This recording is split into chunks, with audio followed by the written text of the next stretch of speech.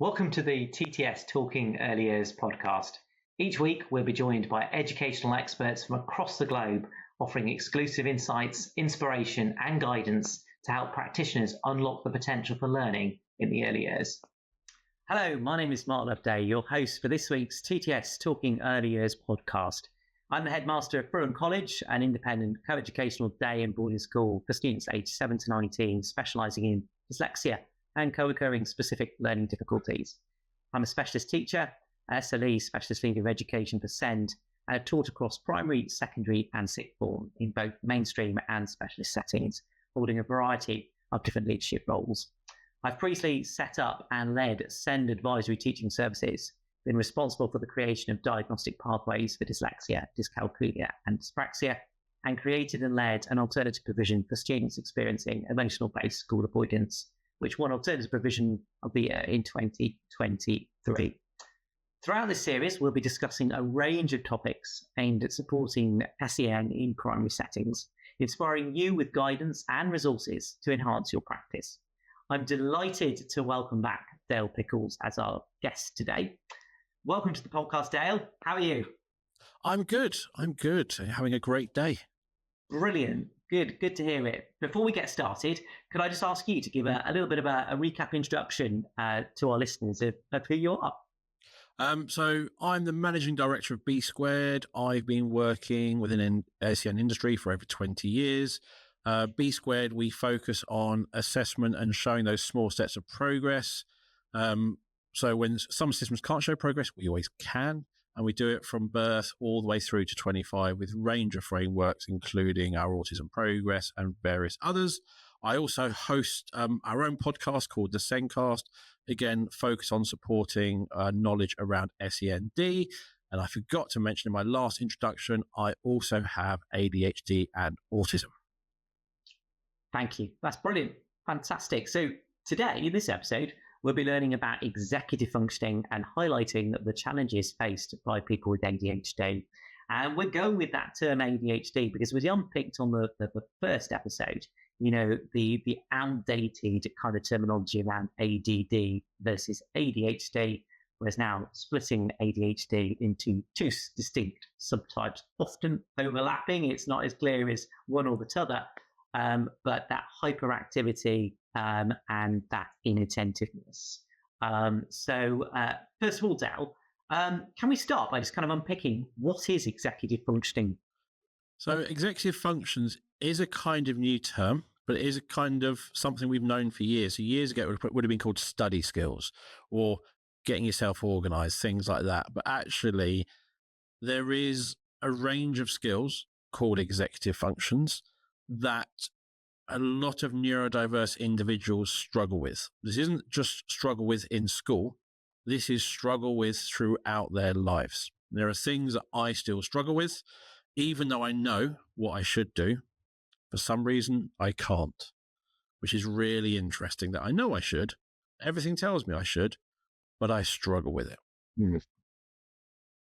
So executive functions, it's kind of taking loads of things, putting it under one big umbrella, but it's helping us see actually in terms of what we need from our students in school, before we even get to maths, being able to get to English, be able to probably do PE, we need them to have certain skills so that they can function. So maybe being ready to learn, ready for school, getting direct, whatever, all those sorts of things which don't really fit in anywhere, maybe loosely under PSHE, but they're assumed skills. Yeah, and I think that is the key bit there, isn't there, jumping in there, but it is that assumed skill set. I mean, we all talk about ready to learn, and I think in education, we can get quite good at the buzzwords. What is the buzzword of the day? In a number of years back, it was, we're going to have these ready to learn activities. Are we ready to go? And actually, it becomes a buzzword if we don't actually understand the theory and the kind of the pedagogical approaches behind it. I mean, you just literally said about the fact that you knew what you needed to do, you knew what you should be doing, but you just physically couldn't do that. How did that make you feel in terms of those frustrations? It's It's really odd. And one of the things I struggle with currently is I will be working throughout the day. Anyone knows if you're leading something or you're responsible for something, it's in your head when you go home. So when I get home, kind of things I do during the day kind of bleed out, and I'm worrying about that. And I find it hard to relax.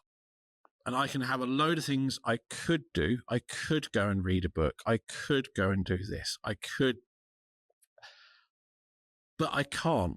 For some reason, I can't go. I make up excuses in my head.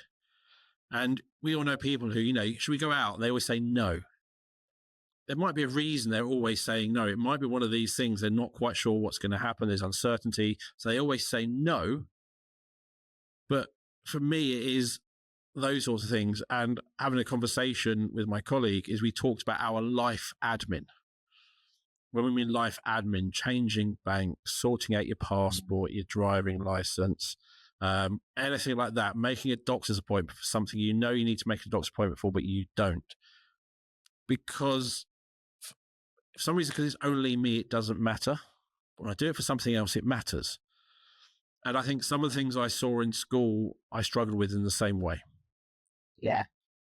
I think it's huge, isn't it? I mean, if we think about just what a school day involves, I mean, the amount of organisation that it takes just to walk out of your bedroom door, to walk out of the house, to get into school, and I think we can easily see how it can be masked, or you can come up with some coping strategies in a primary environment where you've got that kind of one teacher, one class model, and yes, all your books are always stored in this tray, versus that kind of model when our young people go into secondary schools and suddenly faced with 8, 9 different teachers moving around a large site, being expected to bring the right textbook or the right exercise book or the right equipment, or have they done their homework? And that's even before we get to the nitty gritty of kind of organising the task within the classroom and kind of active learning. Those challenges are just happening before we even start teaching that lesson. You mentioned buzzwords like ready to learn. In other words, independent skills. Another buzzword. It is. But it is that expected independence a child is supposed to have when they're at secondary. When you're at primary, you don't need to take anything in apart from your lunch if you have to, and the PE kit on the correct day. But the problem is the mums are always there, or the dads, and they know what's going on, and they talk to each other, so they remember for you. All you need is your book bag, and you're all set.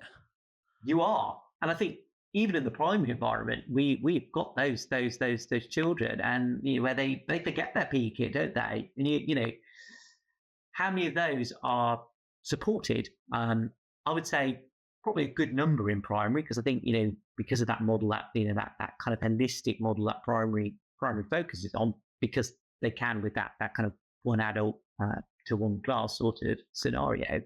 It's kind of, it moves along, doesn't it? And it can kind of get a little bit a bit lost in translation. It's that's just Bob, or that's just Bill, or that's just just Layla, whatever it might be. Thinking about those executive functioning skills in terms of our classroom, I mean, one of those is very much around working memory. And this is something that we see going across the full neurodiversity spectrum, really, don't we? I mean, it's a common occurrence across ADHD, dyslexia, autism, dyspraxia. What can we do to try and unpick that or support that? What sort of things would we be seeing if a student was struggling with working memory? So this is a problem, is for me, I have the most insane working memory. So this is one area I really actually don't know about. But what I kind of, with any memory, it's linking it. It's helping people link things to things. So you'll often see like people who can remember the order of cards, and it's telling stories in their heads. So with things like working memory, if someone is struggling, what can you use to support them? Because that's the thing, is it's not a case if they're struggling with working memory, here's 3 quick things and we'll fix your working memory. It's more likely that is going to be an issue for them long term. So what is it you can do as support to help them remember these things? Absolutely. And even, offload that kind of working memory to try and access a task, which, I mean, kind of brings us on to another element of executive functioning, really, around kind of task planning. Yes. So with tasks, there's kind of overlapping ones, but you've got things like task initiation, which is that thing I said I struggle with. And at work, there are things I don't want to do, but that's fine. I can delegate. I'm very lucky. I couldn't delegate in school, and some subjects I liked, some I hated. But that task initiation, then going into that planning and priority, that planning that task out. And part of that is understanding what is the task actually asking of me, and then what are the steps within that. And you might say to someone, let's go do this. And in your head, you're on autopilot. It might be, let's go meet at the shops. And we'll jump on the bus, we'll do this, we'll walk here, we'll meet at that shop. Well, what time? How long? There are so many steps within that some people, they struggle with that. Because you haven't said, we'll get on this bus, they might not sure which bus. And it is breaking that into smaller tasks. And I find with my daughter that sometimes if there is something coming up which she's unfamiliar with, I will kind of talk her through what we're going to do and what each stage will look like, so she can then think about what she needs when we go away. So it is that kind of what is asked of me, what are the steps involved is a really big part. Absolutely. It's taking that outcome and going, how do we get there, isn't it? I always liken it to, it's a bit like going on a road trip, isn't it? A road journey. You know where you want to be heading. You've just then got to work out how you're going to get there. And if we think pre-GPS and pre-sat nav, and we had to look at the good old maps, the good old days, and we looked at a map, we had to plan out that route. And for some of our students, that's not necessarily the fastest route, the motorway. They might be taking the A roads and the B roads, but ultimately they can all still get to that same destination as long as we're mapping it out to meet their needs. And also, if you are using that Atlas analogy, if you're starting in London and you drive around and you want to go to Glasgow and you drive around the M25 till you see a sign in Glasgow, you're not going to see one. Exactly. Because there isn't a sign to Glasgow. That won't come until you're way past Manchester and beyond that you'll start seeing a sign to Glasgow. So you need to know, so which way do I need to head first? Birmingham. Cool. I'm in Birmingham. Where next? Manchester. You couldn't just head to Glasgow. There was always, you had to know.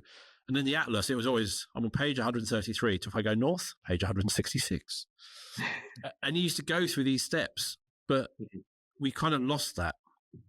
We have, and I think it is so vital, isn't it? And I think kind of leads us on to another element, really, of executive functioning around the idea that actually the innate ability of that self-regulation, and actually just how quickly, if those steps aren't there or we're becoming overwhelmed, it's a challenging, to kind of self-regulate in those circumstances becomes extremely challenging.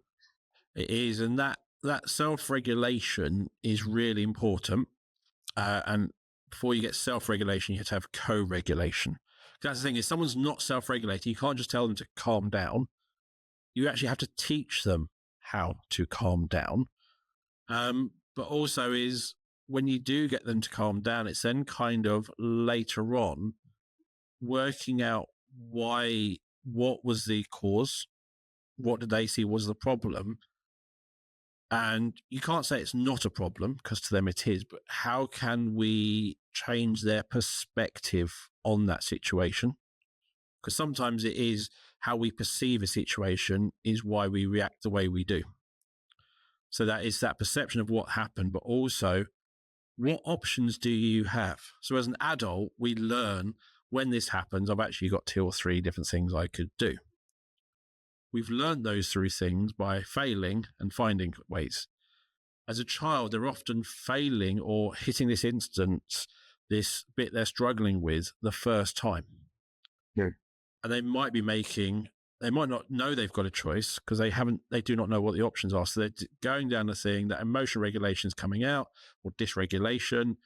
It either might be that it's not causing an issue, but it is how else could that situation have happened? Yeah, absolutely. And I think you kind of hit the nail on the head there, really, with that, in terms of the fact that actually it's that teaching. It is that fact that we've kind of got to get them to understand, to imitate it before we can expect them just to regulate, to take that on their own journey. And it's a vital step in part of that learning, that kind of perception.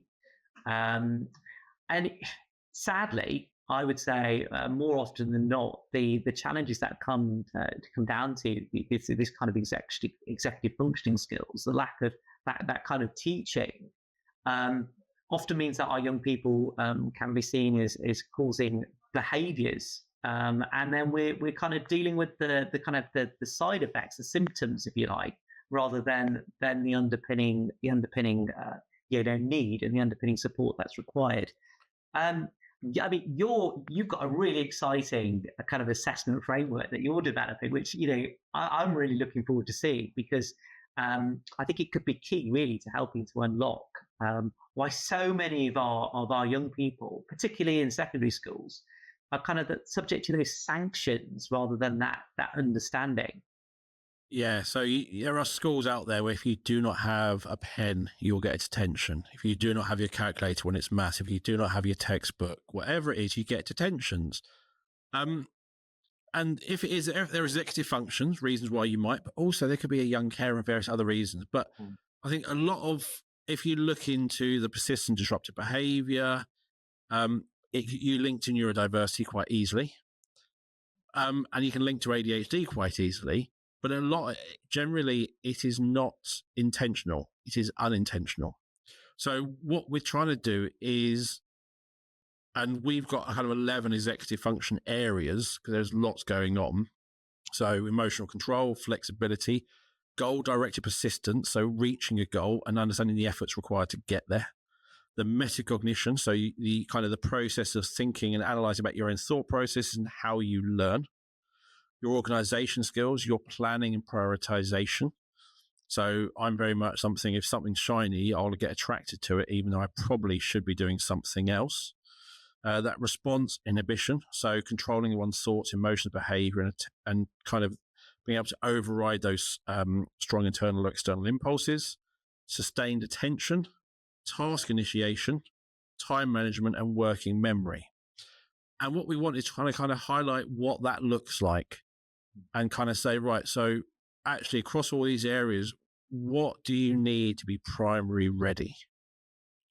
What are the skills kind of that child need to be ready for learning? All those sorts of things. And at secondary, that's the one where that sudden expectation to be independent.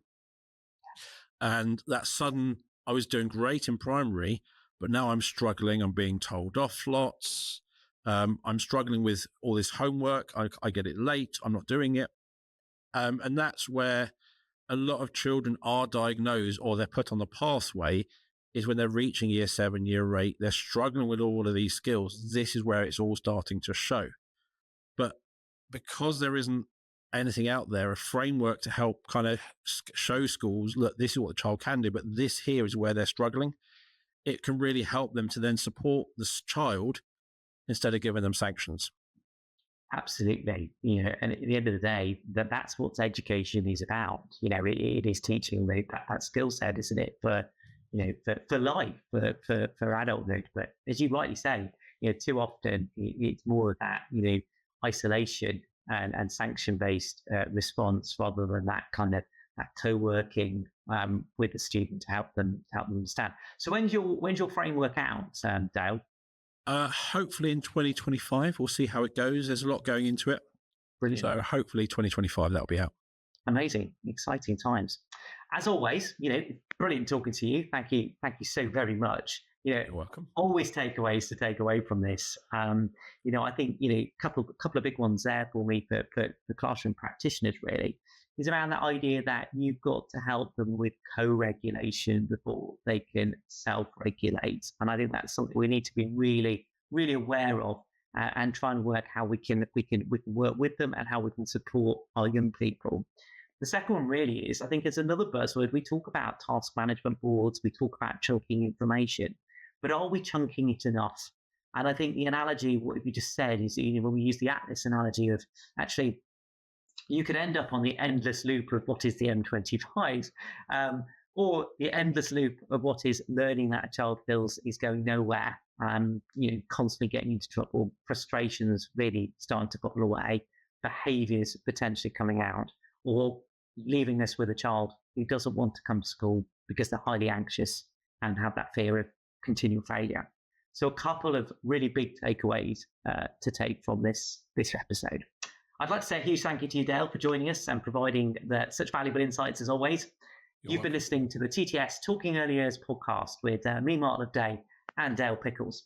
If you've been inspired by our conversation today, don't forget you can sign up via the link in our episode notes to be the first to hear about future episodes and access exclusive follow-up content, including ideas for your settings and links to relevant resources.